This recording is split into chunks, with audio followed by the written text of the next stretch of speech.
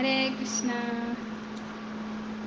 सभी भक्तों के चरण कमल मोर कोटि कोटि प्रणाम।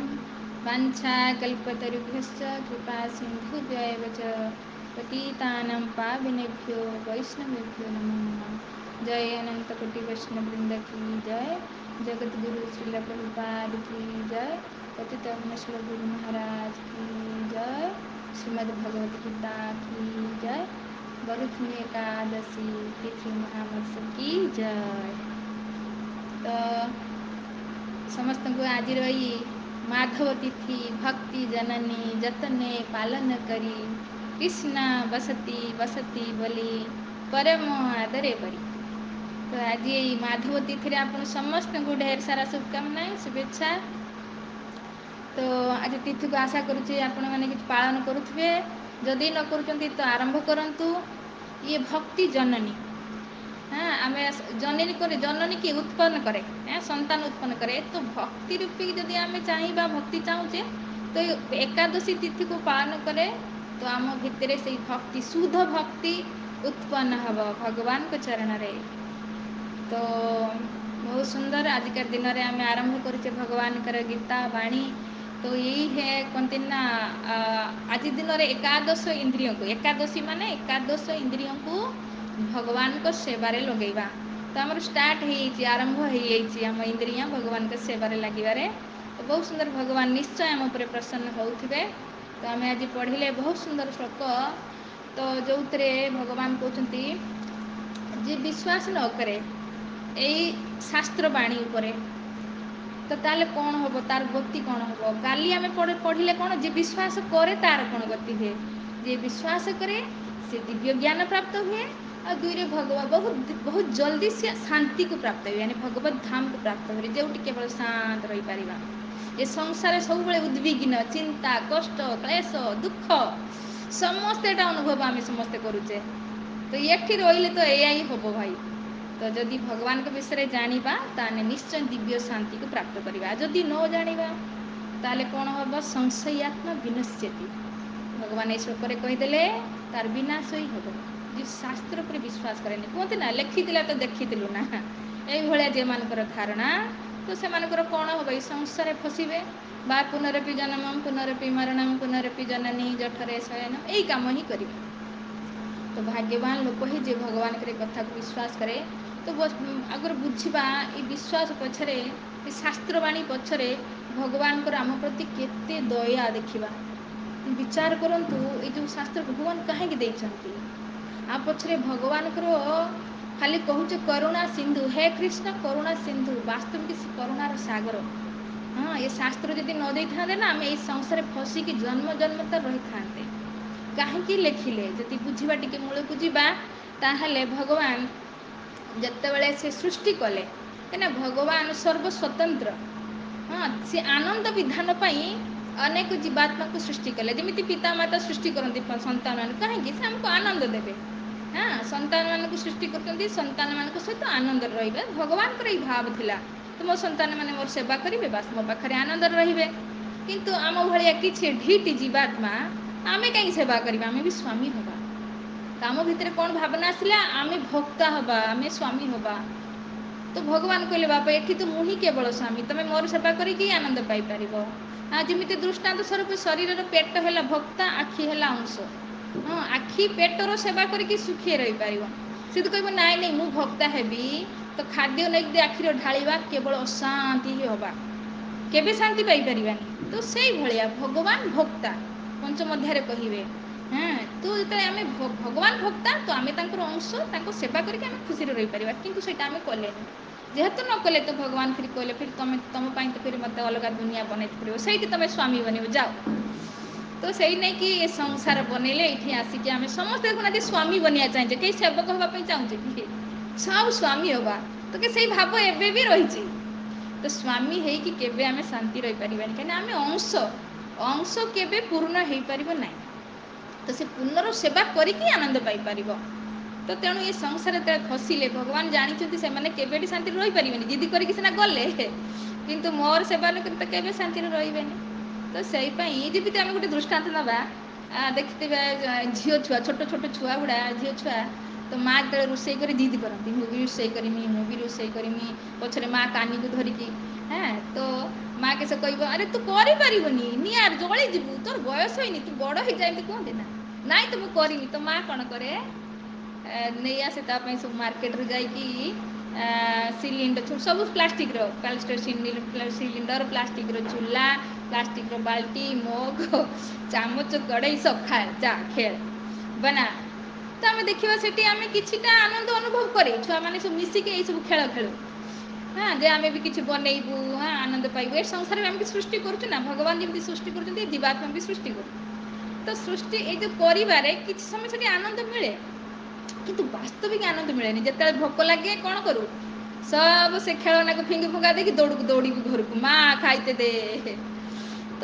ସେଇଭଳିଆ ସଂସାରରେ ଆମେ ଏଠି ଆନନ୍ଦ ପାଉଛେ ମିଛି ମିଛିକା ଖେଳ ଚାଲିଛି କହୁଛ ନା ମିଛ ମାୟା ସଂସାର ମିଛି ମିଛିକା ଖେଳ ଚାଲିଛି ଏ ସ୍ୱାମୀ ଏ ସ୍ତ୍ରୀ ଏ ଛୁଆ ପିଲା ଏଟା ମିଛ ଏ ସତ ନୁହେଁ ଏ ସବୁ କିଏ କୁଆଡ଼େ ଯିବ ବାସ୍ତବିକ ଆନନ୍ଦ ପାଇବାକୁ ହେଲେ ଆମ ଭଗବତ ଧାମକୁ ଫେରତେ ପଡ଼ିବ ତ ଏଠି ମିଛ ମିଛରେ ଆମେ ଯେଉଁ ଖେଳୁଛେ ଏଠି ତ କିଛି ସମୟ ଆନନ୍ଦ ତ ପାଉଛେ କିନ୍ତୁ ଇଏ ଭ୍ରମାତ୍ମକ ଆନନ୍ଦ ଏ ଆନନ୍ଦରେ ଇଏ ବାସ୍ତବିକ ଆନନ୍ଦ ନୁହେଁ ତ ଆମକୁ ବାସ୍ତବିକ ଆନନ୍ଦ ପାଇବାକୁ ହେଲେ ଆମକୁ ପୁଣି ରିଟର୍ଣ୍ଣ କରତେ ପଡ଼ିବ ମା ପାଖକୁ ଭଗବାନଙ୍କୁ ଖାଲି କହୁଛେ ସିନା ତମେ ଏବ ମାତା ପିତା ତମେ ଏବ ବାସ୍ତବିକ ସିଏ ଆମର ମାତା ପିତା ତ ଆମକୁ ପୁଣି ଫେରତେ ପଡ଼ିବ ତୁ ଯିବା କେରକ ବାଟ ତ ସେଇ ଦେବେ ଆମେ ତ ଭୁଲିଯିବା ଏ ସଂସାରକୁ ଆସିକି ଭଗବାନ ଜାଣିଛନ୍ତି ଏଇଟା ତ ସେଇ ପାଇଁ କ'ଣ କଲେ ଶାସ୍ତ୍ର ରଚନା କଲେ ପ୍ରଥମେ କିନ୍ତୁ କଳିଯୁଗରେ ଏଟା ଆରମ୍ଭ ହେଲା ସତ୍ୟ ତ୍ରେତୟା ଦ୍ୱାପର ପର୍ଯ୍ୟନ୍ତ ନଥିଲା କାହିଁକିନା ସେତେବେଳେ ମେଧାବୀ ଥିଲେ ତ ଭଗବାନ ଯେଉଁ ନିତ୍ୟମୁକ୍ତ ଜୀବଙ୍କୁ ପଠାନ୍ତି ବେଳେବେଳେ ତାଙ୍କ ଧାମରୁ ତ ସେମାନେ ଆସିକି ଯେତେବେଳେ ବୁଝାନ୍ତି ତ ଯେଉଁମାନେ ସଂସାର କ୍ଲେଶକୁ ଅନୁଭବ କଲେଣି ଆଉ ଏଠୁ ବାହାରିବା ପାଇଁ ଚାହୁଁଛନ୍ତି ତ ସେଇଭଳି ଜୀବାତ୍ମାକୁ ଇଏ ଯେଉଁ ନିତ୍ୟମୁକ୍ତ ଜୀବ ଜ୍ଞାନ ପ୍ରଦାନ କରନ୍ତି ତ ସେମାନେ ଶୁଣିକି ହିଁ ଶିଖି ଦିଅନ୍ତି ଆଉ ଆଚରଣ କରିକି ପୁଣି ରିଟର୍ଣ୍ଣ ଫେରିଯାଆନ୍ତି ଭଗବତ ଧାମ କିନ୍ତୁ ଯେତେବେଳେ କଳିଯୁଗ ଆରମ୍ଭ ହେଲା ଭାଗବତରେ କଳିଯୁଗର ଲକ୍ଷଣ କୁହାହେଉଛି ପ୍ରାୟଣ ଅଳ୍ପ ଆୟୁଷ କଲଉ ଅଶ୍ବିନୀ ଯୁଗେ ଜନା ମନ୍ଦ ସୁମନ୍ଦ ମତୟ ମନ୍ଦ ଭାଗ୍ୟ ଉପଦ୍ରତା କଳିଯୁଗର କ'ଣ ଲକ୍ଷଣ ପ୍ରାୟଣ ଅଳ୍ପ ଆୟୁଷ ମାନେ କେତେ ବଞ୍ଚୁଛେ କଳିଯୁଗ ପାଇଁ 100 ବର୍ଷ ରଖା ହେଇଛି କିନ୍ତୁ ଆଜିକାଲି 100 ବର୍ଷ ଆମେ କେହି ବଞ୍ଚିବା ମୁସ୍କିଲ ତ କଳିଯୁଗରେ 100 ବର୍ଷ କିନ୍ତୁ ଆମେ ଦେଖିବା ଦ୍ୱାପରରେ 1000 ବର୍ଷ ବଞ୍ଚୁଥିଲେ ଲୋକମାନଙ୍କର ଆୟୁଷ ହେଉଥିଲା ତ୍ରେତୟାରେ 10,000 ଲୋକ ବଞ୍ଚୁଥିଲେ ସତ୍ୟରେ ଲକ୍ଷେ ସେଇପାଇଁ ତ ଆମେ ଶୁଣିଛେ ସୌଭୃମିନି 60,000 ବର୍ଷ ତପସ୍ୟା କରୁଥିଲେ ପାଣି ଭିତରେ ଯାଇକି ତ ଏଇଭଳି ଅନେକ ଆସେ ଉଦାହରଣ କାହିଁକିନା ସେମାନଙ୍କର ବୟସ 1,00,000 ବର୍ଷ ଥିଲା ସେଥିପାଇଁ ସେତେବେଳେ ସେମାନେ ତପସ୍ୟା କରିକି ଭଗବାନ ପାଉଥିଲେ କିନ୍ତୁ କଳିଯୁଗର ଲକ୍ଷଣ କ'ଣ ଲୋକ ଅଳ୍ପ ଆୟୁଷ ବୋଲି ଯଦି ଆମର ପ୍ରହ୍ଲାଦ ମହାରାଜଙ୍କ ପାଖକୁ ଯିବା ସେ ହିସାବ କରୁଛନ୍ତି ଯେତେବେଳେ ତାଙ୍କ ସାଙ୍ଗସାଥିମାନେ ଥିଲେ ତାଙ୍କୁ ଖେଳ ଖେଳୁଛନ୍ତି ତାଙ୍କୁ କହୁଛନ୍ତି ଆରେ ଖେଳିକି ସମୟ ନଷ୍ଟ କରନି ଏ ମନୁଷ୍ୟ ଜୀବନ ଦୁର୍ଲଭ ଭଗବାନଙ୍କର ଭକ୍ତି କରିନିଅ ଏଠୁ ବାହାର ଭକ୍ତି କର ତ କହିଲେ ଆରେ ପ୍ରହ୍ଲାଦ ଏତେ ଅଳ୍ପ ବୟସରୁ କିଏ ଭକ୍ତି କରେ ବୁଢ଼ା ହେଲେ ନା ଆଉ ଏବେ ଥୋଡ଼ି ନା ଭକ୍ତି କିଏ କରିବ ବହୁତ ସୁନ୍ଦର ସେଇଠି ପ୍ରହ୍ଲାଦ ମହାରାଜ କହୁଛନ୍ତି ଦୁର୍ଲଭମ ମାନୁଷମ ଦେହ ଦେହିନାମ କ୍ଷଣ ଭଙ୍ଗୁର କୌମାରେ ଆଚରିତ ପ୍ରାଜ୍ଞ ଧର୍ମାନ ଭାଗବତାନ୍ୟ ଏ ଯେ ମନୁଷ୍ୟ ଜୀବନ ମିଳିଛି ଦୁର୍ଲଭ ପୁଣି କ୍ଷଣଭଙ୍ଗୁର 50 ବର୍ଷ ବଞ୍ଚିବୁ ଗ୍ୟାରେଣ୍ଟି ନାହିଁ ତୋର ତ ସେପାଇଁ ଏବେଠୁ କୁମାର ଅବସ୍ଥାଟାରୁ ଭକ୍ତି ଆଚରଣ କର ତ ସେଇଠୁ ସିଏ ଗୋଟେ ହିସାବ ଦେଇଥିଲେ 100 ବର୍ଷରୁ ତ 50 ବର୍ଷ ପଳେଇବ କେମିତିକା ଶୋଇବାରେ ଅଧା ଦିନ ଅଧା ରାତି ଯଦି 100 ବର୍ଷ ତମେ ନେଇକି ଆସିଛ 50 ବର୍ଷ ତ ଶୋଇବାରେ ପଳେଇଲା ଆଉ ରହିଲା 50 ବର୍ଷ ସେଇ ନେଇକି ତ ରାମାୟଣରେ କୁହେନି ନା ଯେ ସବ ଆୟୁ ମିଲାକର ପଞ୍ଚଦଶା କଲ୍ପାନ୍ତ ନ ଜାନେ ଗୁମାନ ଦଶା ସବ ଆୟୁ ମିଶେଇ ଦବା ତ ମାତ୍ର ପଞ୍ଚଦଶା ମାନେ 50 ତ କିନ୍ତୁ ପ୍ଲାନିଂ କେମିତି କରୁଛେ ଯେମିତି କଳ୍ପ ପର୍ଯ୍ୟନ୍ତ ବଞ୍ଚିବା କଳ୍ପ ଯାଏ ବଞ୍ଚିବା ଏମିତି ପ୍ଲାନିଂ କରୁଛେ ତ ଇଏ ଅହଙ୍କାର ମଣିଷର ତ 50 ବର୍ଷ ରହିଲା ଶୋଇବାରେ ବିତିଗଲା ଆଉ ମାତ୍ର 50 ବର୍ଷ ସେଥିର ଧରିନିଅ 20 80ରୁ 20 ଯେଉଁ ବୁଢ଼ା ସମୟଟା ସେତେବେଳେ କିଛି ଭକ୍ତି ତ କରିହେବନି ନା ଆଖିକୁ ଦେଖାଯିବ ନା କାନକୁ ଶୁଭାଯିବ ସିଏ ନା କି ବରାବର ଆଉ 55ରୁ 20 ବର୍ଷ ଯେଉଁ ଜନ୍ମଠୁ 20 ବର୍ଷ ନେଇଯିବା ଖେଳକୁଦ ପାଠପଢ଼ା ଚାକିରି ଅନ୍ୱେଷଣ ଏଇଥିରେ ବିତିଯିବ ସେତେବେଳେ ଭକ୍ତି ବି ହେବନି ତ ଆଉ ରହିଲା କେତେ ମାତ୍ର 10 ବର୍ଷ ସେଇ 10 ବର୍ଷ ଭିତରେ କରିବା କ'ଣ ବାଁଚୁଡ଼ା ହେବା ଛୁଆ ପିଲା ଜନ୍ମ କରିବା ତାଙ୍କୁ ପାଠ ପଢ଼ାଇବା ଲେଖାଇବା ଝିଅ ବାହାଘର ପୁଅ ବାହାଘର ଏଇଥିରେ ଚାଲିଗଲା ଭକ୍ତି କରିବା କେତେବେଳେ ଭକ୍ତି କରିବା ପାଇଁ ସମୟ କାହିଁ ତ ସେଇପାଇଁ ବେଳ ହିଁ ଗୋବିନ୍ଦ ସ୍ମରଣ ମୂଳରୁ ପ୍ରତ୍ୟେକ ଦିନରୁ 2 ଘଣ୍ଟା ଭଗବାନ ପାଇଁ ଆମେ ଦେଇଦେବା, ଯେଉଁଟା ଆମେ ନେଇକି ଯିବା। ଇଏ ବୁଦ୍ଧିମାନ। ଏ ପ୍ରହ୍ଲାଦ ମହାରାଜ ଏଇଟା ହିଁ ଶିଖଉଛନ୍ତି। ତ ଯେହେତୁ କଳିଯୁଗର ଲକ୍ଷଣ ଏମିତିକା, ସେଇପାଇଁ ଭଗବାନ କ'ଣ କଲେ, ଇଏ ଶାସ୍ତ୍ରକୁ ଲିଖିତ ଆକାରରେ ଦେଲେ। ସେପାଇଁ ଚୈତନ୍ୟ ଚରିତାମୃତ ଯଦି ଯିବା, କୃଷ୍ଣଦାସ କବିରାଜ ଗୋସ୍ୱାମୀ କହୁଛନ୍ତି ଯେ ମାୟା ମୁଗ୍ଧ ଜୀବେର ନାହିଁ, ସ୍ୱତ କୃଷ୍ଣ ଜ୍ଞାନ। ମାୟା মুগ্ধ জীবের নাহি, স্বত কৃষ্ণ জ্ঞান। জীবের কৃপায় কেলা, কৃষ্ণ বেদ পুরাণ। জীবের কৃপায় কেলা, কৃষ্ণ বেদ পুরাণ। জীবের এই কৃপায় ଆମମାନଙ୍କୁ କୃପା କରିକି ଭଗବାନ ଶାସ୍ତ୍ର ପୁରାଣ ଦେଲେ, ପଢ଼ିକି ଜାଣିଯାଅରେ ମୋ ପାଖ ମୋ ଧାମ କ'ଣ, ମୋ ପାଖରେ ତୁମେ କେମିତି, ମୋ ପାଖକୁ କେମିତି ତୁମେ ଫେରି ଆସିପାରିବ, ଏ ସଂସାରରେ କେମିତି କଷ୍ଟ ପାଉଛ, ସାରା ବେଦ ପୁରାଣରେ ଦିଆଗଲା।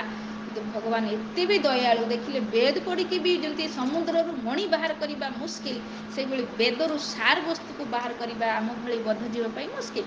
ତ ସେଥିପାଇଁ ଭଗବାନ ଅର୍ଜୁନକୁ ମାଧ୍ୟମ କରି ସାର ଦେଲେ ଭଗବତ ଗୀତା। ହଁ, ଏଥିରେ ସବୁ ବର୍ଣ୍ଣନା, ଆମେ ଜୀବାତ୍ମା 5ଟା ବିଷୟରେ ବର୍ଣ୍ଣନା କରାଯାଇଛି। ଜୀବ କ'ଣ, ଭଗବାନ କ'ଣ, ଇଏ ପ୍ରକୃତି କ'ଣ, କାଳ କ'ଣ, ଆଉ କର୍ମ କ'ଣ। ତ ଏଇ 5ଟାକୁ ଯଦି ଜାଣିଗଲେ ପୁରା ଭଗବତ ଗୀତାକୁ ଆମେ ବୁଝିଯିବା। ତ ସବସେ ପ୍ରଥମ ତ ଜୀବାତ୍ମା, ଆମେ କିଏ, ଭଗବାନଙ୍କର ଅଂଶ ହେଇକି, ତ କେଉଁଠି ଫସିଛେ ଆମେ। ତ ଭଗବାନ ସର୍ବ ସବି କାରଣର କାରଣ ହେଲେ କୃଷ୍ଣ। ବାସ୍ ତାଙ୍କୁ ପ୍ରାପ୍ତ କରିବା ପାଇଁ ଏ ମନୁଷ୍ୟ ଜୀବନ ଗୋଟେ ସୁଅବସର ମିଳିଛି। ତ ପ୍ରାପ୍ତ କରିବା ଜ୍ଞାନ ଯେହେତୁ ଆମେ ପାଉନେ, ଭୁଲିଯିବା, ତ ସେପାଇଁ ଭଗବାନ କ'ଣ କରୁଛନ୍ତି, ଏ ଭଗବତ ଗୀତାକୁ ଦେଇଛନ୍ତି, ଏଇଥର ମାର୍ଗ ଦେଇଛନ୍ତି। ବାସ୍ ତୁ ମୋ ପାଇଁ କର୍ମ କର, ଫେର ସଂସାର ବନ୍ଧନରୁ ମୁକ୍ତ ହେଇକି ମୋ ପାଖକୁ ଫେରିଆସ। ଯଦି ତୁ ଅନୁଭବ କଲୁଣି ସଂସାର କେବଳ ଦୁଃଖ ଦୁଃଖ ଆଉ ଦୁଃଖ, ଯଦି ତୁ ଅନୁଭବ କରୁଛୁ, ତ ସୁଖ ଯଦି ଅନୁଭବ କରୁଛୁ, ତୁ ତ ରହ, ତୋର କିଛି ଅସୁବିଧା ନାହିଁ, ଆସିବା ମୋ ପାଖକୁ ଦରକାର ନାହିଁ। ଯଦି ତୁ ଅନୁଭବ କରୁଛୁ ଏଠି କେବଳ ଟେମ୍ପରାରୀ ଆଉ ଦୁଃଖ, ଯଦି ବି ଯେଉଁ ପଛରେ ପଡ଼ିଛି, ଏ ଲାଷ୍ଟ ମୋ ହାତରୁ ସବୁ ଯିବ, ପ୍ରକୃତି ସବୁ ଛଡ଼େଇ ନେବ। ଫିର ଯେଉଁଟା ଛଡ଼େଇ ନେବ, ଫିର ମୁଁ ରହିକି ଏଠି ପ୍ରାପ୍ତ କରିବାରେ, ତାହାରି ପଛରେ ଧାଇଁବାରେ ଲାଭଟା କେତେ ସବୁ। ଠିକ୍ ଅଛି ପ୍ରଭୁ, ମୋତେ ତୁମେ ଦରକାର, ତ ଫିର ଗୀତା ପଢ଼। ବୁଝିପାରୁନ ତ ସାଧୁ ଶଙ୍କର, ମୃତ୍ୟୁଦେବ ପ୍ରଭୁ, ଆମର ଜଗନ୍ନାଥ ପ୍ରଭୁ ସବୁ ଅଛନ୍ତି ସାଧୁମାନେ, ତୁମକୁ ବାଟ ବତେଇବେ, ଚାଲ ସେମାନଙ୍କ ପାଖକୁ। ଯଦି ତୁମେ ଦୁଃଖକୁ ଅନୁଭବ କରୁଛ, ପରମାନେଣ୍ଟ ଔଷଧ ତୁମକୁ ଦରକାର, ପରମାନେଣ୍ଟ ସମସ୍ୟାର ସମାଧାନ ଦରକାର, ତ ସାଧୁଙ୍କ ସଙ୍ଗ କର। ତ ସେମାନେ ଗୀତାରୁ ତୁମକୁ ମାର୍ଗଦର୍ଶନ ଦେବେ, ଫିର ତୁମେ ଏଠୁ ବାହାରିବ। ଏଥିରେ ଭଗବାନ କେତେ ସୁନ୍ଦର କହୁଛନ୍ତି, ଯଦି ମୋ ବିଷୟରେ ଜାଣିଗଲ, ଏଇ ଜ୍ଞାନ ମୋତେ ପ୍ରାପ୍ତ କରିବାର ଶାନ୍ତି ନା, ତ ବାସ୍। ଆଉ ଯଦି ନ ବୁଝିଲନି, ମାନିଲନି, ଆଉ ଗୀତା ଲେଖିଥିଲା ତୁ ଦେଖିଥିଲୁ, ଏଇଭଳିଆ ଯେମାନଙ୍କର ଧାରଣା, ହସ ଏଇଠି ହସ। ଇଏ ତ ଏବେ ତ କେତେ 45 ଡିଗ୍ରୀ ହେଲା ନା ଗରମି, ତ ଆସୁଛୁ ଆଉ 10 ବର୍ଷ 50 ବର୍ଷ ପରେ, କାହିଁକି ଜନ୍ମ ହେବ ଏଇଠି ହିଁ ହେବ। ତ ବାର ନରକକୁ ଯିବ, ପୁଣି ଏଇଠି ମୃତ୍ୟୁକୁ ହିଁ ଆସିବ ତମେ। ତ ଏଠି ଦେଖିବ, ଆସନ୍ତା 50 ବା 100, କଳିଯୁଗର ବୟସ ହେଲା 4,32,000 ବର୍ଷ, ବର୍ତ୍ତମାନ ମାତ୍ର 5,000 କଲା ଇଏ ସ୍ଥିତି। ତ କ'ଣ ହେବ ତାର, ଦେଖିବ ତାର ଆଗକୁ ସାମ୍ନାକୁ ଆସୁଛି। ତ ଯଦି ବୁଦ୍ଧିମାନ ଏଠୁ ବାହାର, ଭଗବାନ ଏତେ ସୁନ୍ଦର ମାର୍ଗ ଦେଇଛନ୍ତି, ଭଗବାନ ପାଇଁ କର୍ମ କରିବା, ଭଗବାନ ପାଖକୁ ଯିବା। ସଂସାର ପାଇଁ କର୍ମ କରିବା, ସଂସାର ରହିବା, ସିମ୍ପଲ କଥା। ତ କର୍ମ ଭଗବାନ ପାଇଁ କ'ଣ କରିବା, ବାସ୍ ଇନ୍ଦ୍ରିୟ ଦେଇଛନ୍ତି, ଆଖିରେ ଦର୍ଶନ କର, କାନରେ କଥା ଶୁଣ, ଜିଭରେ ନାମ କର, ପ୍ରସାଦ ପାଅ, ହାତରେ ତାଙ୍କର ଶୃଙ୍ଗାର କର, ତାଙ୍କର ସେବା କର, ବାସ୍ ଭଗବତ ଧାମକୁ ଚାଲ। କେତେ ସିମ୍ପଲ କଥା। ଏତିକ ଯଦି ଆମେ ବୁଝିଗଲେ ନା, ତ ବାସ୍ ଏଇ ଜୀବନରେ ହିଁ ଆପଣ ଭଗବାନଙ୍କୁ ପାଇପାରିବେ। ତ ବହୁତ ସୁନ୍ଦର ଭଗବତ ଗୀତାକୁ ଆମେ ମାନେ ଆଶ୍ରୟରେ ଅଛେ। ଭଗବାନ ଆମ ସମସ୍ତଙ୍କୁ ଚୁଜ୍ କରିଛନ୍ତି ଏଇ ଜ୍ଞାନକୁ ଦେବା ପାଇଁ। ତ ଆମେ ସମସ୍ତେ ବହୁତ ଭାଗ୍ୟବାନ, ଆପଣମାନେ ବି ସମସ୍ତେ ଭାଗ୍ୟବାନ। ତ ଯଦି ନିଜକୁ ଅନୁଭବ କରୁଛନ୍ତି ଏଇଭଳିଆ, ତ ବା ସାଧୁ ସଙ୍ଗରେ ଯୋଡ଼ିକି ରୁହନ୍ତୁ, ଏଇ ଅନମୋଲ ଯେଉଁ ଜ୍ଞାନକୁ ଗ୍ରହଣ କରିକି ମନୁଷ୍ୟ ଜୀବନକୁ ଧନ୍ୟ କରନ୍ତୁ।